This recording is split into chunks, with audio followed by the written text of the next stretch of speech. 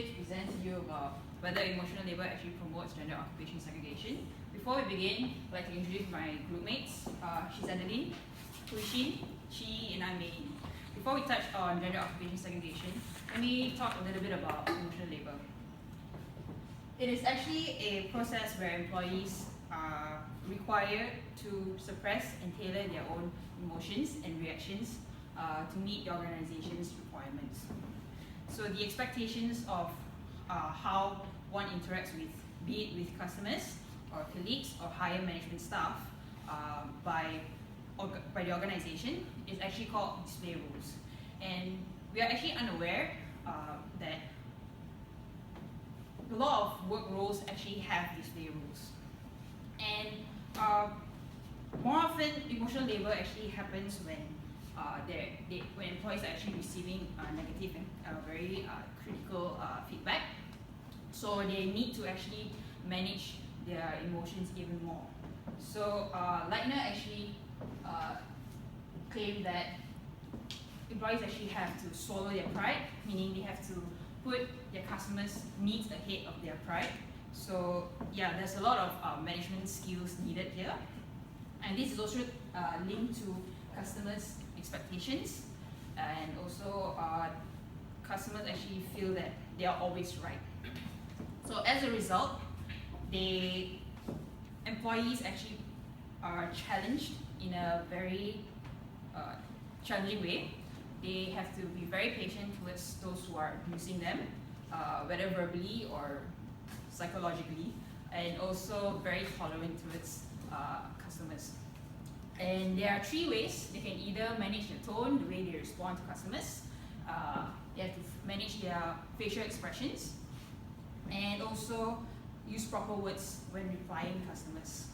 And so there are actually emotion management skills. This is introduced by Hochschild, one of which is called service acting, where you actually you fake your expression. So she mentioned like performers pretend to be the character for the benefit of the audience. So in this case, the performer is the employee and the audience is the customer. And in some occasions, companies actually do give scripts such as like telecommunication jobs. So sometimes when you carry out service acting, you may feel like these workers are actually very robotic because they're just following the scripts, so they're not really real. And the second skill is deep acting, where this is where feelings and emotional response are self-induced. They actually try to feel genuine, they try to feel real. This is in contrast with service acting. In deep acting, you actually try to reflect on past experiences, or rather put yourself in your customer's shoes as an unsatisfied customer. And so with these skills, you are able to manage your emotions. However, in the long term, it actually results in consequences and in some cases advantages. So one of which that Hochschild has introduced before is emotional conflict, where employees actually are alienated from their own feelings and how they actually express it. It can also eventually affect their productivity and health, where they feel burnout, they're too stressed out from work, and in some cases they can actually result in death.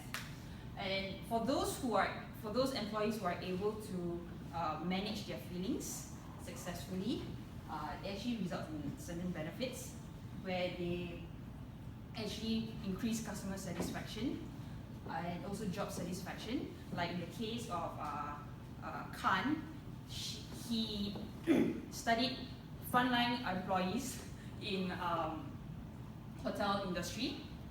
They actually perform emotional labor because there's a very high commitment and expectation from customers and also the organization to provide very exceptional service. So in order to meet these, they had to perform emotional labor, and they actually felt very satisfied with their job at the end. And so this brings me to my experience as a retail associate. A few years ago, I had to perform. Unknowingly, I found out that I was actually performing emotional labor, because apart from offering support to customers on products and services that we have, I had to stand throughout the day, throughout my working hours, and there are some times when my supervisor did tell me to actually take a rest, have a seat in the storeroom, but not for a long period of time, because they might actually affect my productivity throughout the day. So in other words, like laziness.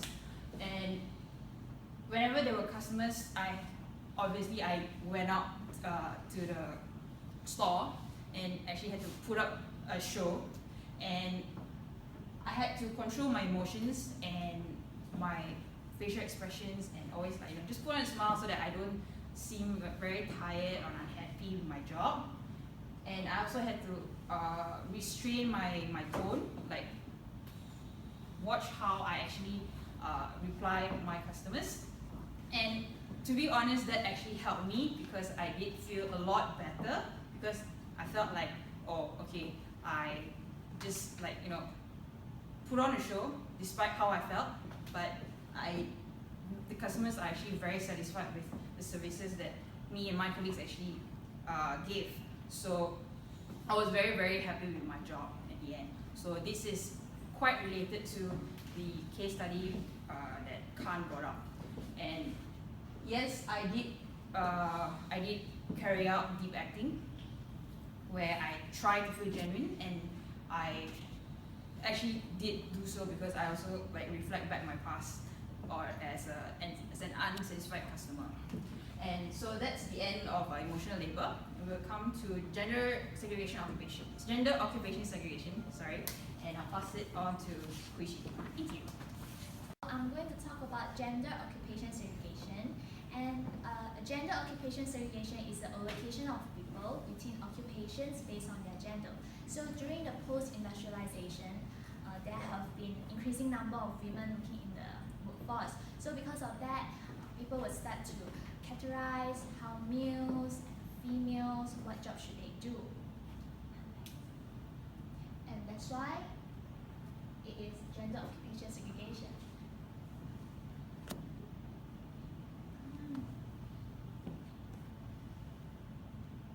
Okay, so what does gender occupation segregation consist of? It consists of masculine service niche and feminine service niche. Okay, next. Well, people usually will categorize man or female's job, as I just said earlier. So people usually categorize male as brave, physically strong, skillful, and more attractive. As for female, they are more emotionally understanding, more caring, supportive, and more enthusiastic. So these are the examples of their jobs. For male, people would think that they are politicians. And for manager, usually organization, they would choose male to be the manager because they think more rationally. And production and craft, mining and construction, usually men have all this strength to do all this work, and not female. So for the female, people think that they should work as a nurse, clerical and administrative, flight attendants, and hairdressing because they have the caring nature. Okay, so this is the relationship between emotional labor and gender occupational segregation. So in service line, usually people usually will employ women to work as a frontline employee because they have this nature caring in them towards the customer. Because men usually they are more to physical strength, and also organization will employ men to do such work instead of women. Next. Okay, so why do gender segregation occupation exist? Well, it exists because of society's perception, as I just mentioned earlier. People think that, and they categorize women and female. So society perception in here, we categorize it into 6 categories. The first one is statistical discrimination. so it occurs when decisions between demographic groups are made on the basis of real or imagined statistical between the group. For example, like lower wages. Female usually get lower wages instead of men, even though they provide the same capacity. Why? Because according to Penalosa, some people believe that women's ability to negotiate wages may not be strong as men. And also another example is that some women might not get the same education as men. So when men they started their job as a manager, but maybe women they don't get the same education as them, so they have to work from low. So when they slowly get to the manager position, their wages forever will not be the same as men. So yeah, next, stigmatization. Stigmatization is that usually men feel ashamed when they work as a female job, such as skincare, makeup, fashion designer. So because gender segregation it exists because men feel that they should not work for all these jobs because of the society perception. They think that all these jobs it will categorize you as gay and feminine. And next, power. So men also have this thinking that they think that they should dominate women in business world. So they have to work as a manager, CEO, to work not under the women. Next. So this is my reflection, and this reflection is about my friend. He wanted to be a makeup artist, but because of the society perception, as a normal friend and family, they will really discourage him to be a makeup artist because people think that this job is for girls and not for men.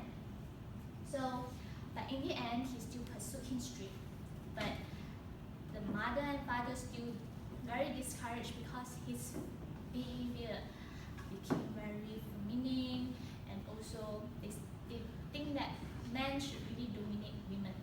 So my reflection is linked to the case study of Fulton, stigmatization and feminization, which is even though people categorize him that he is a gay or his behavior became very feminine, but he didn't really care and he still pursued his dream. And actually, for me right now, I realize that it's a great thing for him to pursue, and it's not a bad thing.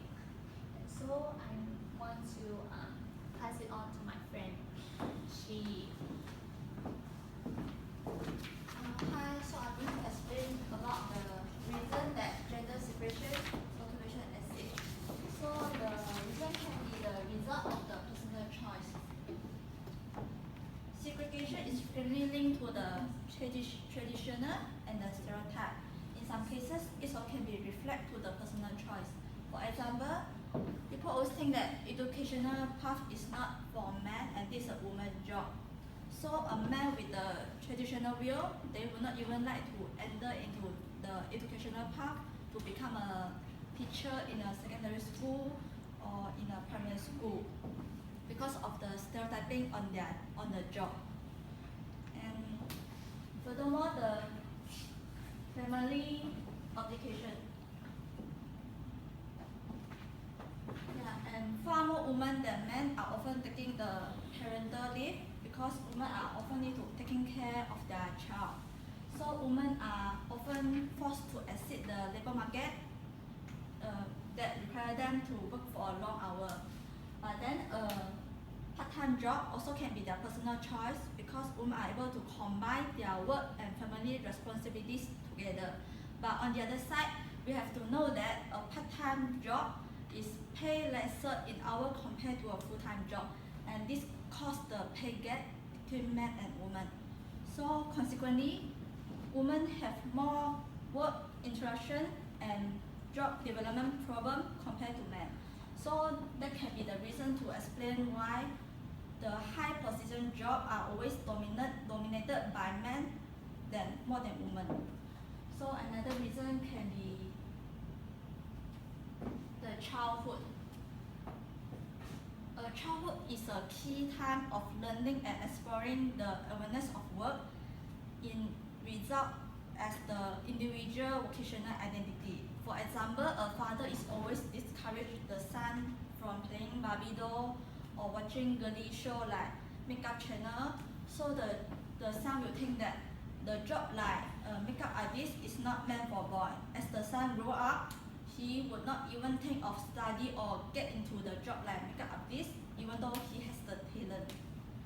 And the third point can be the sex by employers and competition at work. And this point I would explain through my experience. So one of my female relatives, she was graduate and she was holding a quantity survey degree cert, and she became a quantity surveyor in a big company. So the job required her to frequently visit the construction site, and which is a dangerous working environment because of all the uncompleted building. And also, she always surrounded by men colleagues because quantity survey is kind of job that dominated by men. And because of all the issue, her family is not happy about that job. Her family think that quantity surveyor is a job that is dominated by men, then why her daughter should not get into the job? And so because of all the pressure, she decided to exit the job and get another new job which is more suitable for women. So that's related to the third point. So next I would like to pass to Adeline to continue. So for my point, I'm going to be talking about the challenges for feminities and masculinities at work. So this slide talks about what are the challenges for a female to be working in a male-dominated industry and for a male to be working in a female-dominated industry. So there are three challenges for these kind of people. First thing is the adaptation of characteristic, where you can imagine that if a female is working in a male-dominated industry, she will have to actually adapt the characteristic of being a male when working with her male colleagues. So in order because she needed to adapt to the characteristic of a male, so that she could be accepted in a male-dominated working environment. And because of that, it could actually result in a better career opportunity for her. So the next thing I'm going to talk about is role strain, where, for example, a female to be working in a male-dominated industry, she will actually have a feeling of discomfort of gender role behavior, where she have to act to be like a woman because of her gender identity, and also have to act as a male because of where she's working in that industry, the male-dominated industry. Role strain is actually a kind of a stress where it actually exists when a person needs to juggle between the occupational stereotyping from the society's perception and also in between the gender identity. So it's actually quite stressful for a person, for let's say a female to be working in a male-dominated industry.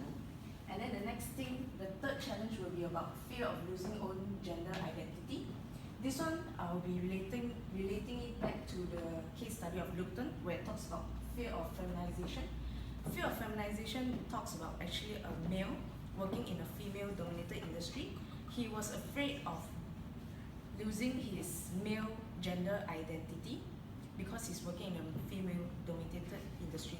And also, he was afraid that he will be losing his own masculine identity lah.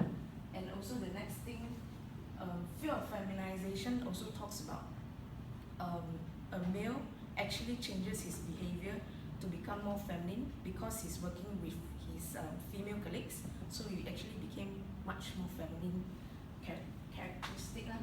And then next, because of fear of losing own gender identity, some people will actually respond by reconstructing the job they're working at lah. For example, like for a male, he will actually emphasize on his masculine character when he's actually working in the female industry environment lah. So he will actually downplay the female elements of job, so making a female job to actually become more masculine. Okay. Then next, I'm So my reflection actually is about my male colleague. He's actually working in a local headquarters of a female innerwear lah. So basically, if female innerwear industry, mostly the job is actually dominated by female workers lah. So because it's a female dominated working environment, he's exposed to feminine nature by his female colleague lah, and also it actually makes him feel uncomfortable to be working in a female dominated industry because he's actually the only male working there. And also because he's actually working in a female dominated industry, many of his friends actually ask him about his occupation. So he still tell them that he's working in a female industry lah, female innerwear industry, but however he have to bear with how other people look at him. So in order for him to adapt to the female working environment, he actually reconstructed his characteristic, and he actually became much more feminine. In some way, when working around with his colleagues, he's actually appearing much more feminine, and in a way, he's actually losing quite some of his masculine characteristic. And then next, I will talk about the recommendation on how to. So thus, I can actually, based on all of our analysis and reflection, I can actually conclude that yes, emotional labor actually does promote gender occupational segregation. So in order, for the next one, I'm going to be talking about how the solution to actually reduce gender occupational segregation through 3 ways, which is first, education. We should actually educate society to be to not actually segregate jobs based on gender. So we should actually instill issues on gender inequality and traditional occupation, where we should not tell people that saying that maybe a makeup artist is actually a woman's job, or working at a construction site is actually a male's job. We should not be doing that. And also to increase awareness for men in service industry, we should not actually say that because in service industry it is a female dominated industry, we should not say that male cannot be working in that industry. And then also that men should not think of women as their subordinates. They should actually think that male and female can actually work together as one, so that you can actually produce a better productivity for the betterment of for future lah. And then also the next one, I'm going to be talking about implementing policy on gender occupational segregation, where organizations should actually implement some policies where it does not create occupational segregation, and also like this it can actually help to narrow the gender wage gap, where Ivy mentioned saying that male and female should actually have the same wage for both gender. And also lastly, to actually stop stereotyping saying that a female cannot be working in a male industry job, or a man cannot be working in a female industry job. And also the next one, I will pass on the slide to May to talk about the conclusion. Hi again. And so we've come to the end of our presentation. But before we close, we found that emotional labor actually do promote gender occupation segregation. This is solely because of society's perception, how they perceive each jobs actually is meant for certain men and women. So this will actually result in the use of emotional labor, and eventually affect the productivity of employees. The talent will be reduced, that people cannot carry out their talent through the use of the opportunities that they actually have, and which also at the end will affect the economy. The ability in managing society's perception should be acknowledged through the solutions that we've recommended. And if we do acknowledge these issues, we can actually curb and overcome emotional labor and also gender occupation segregation. Thank you. Okay, thank you.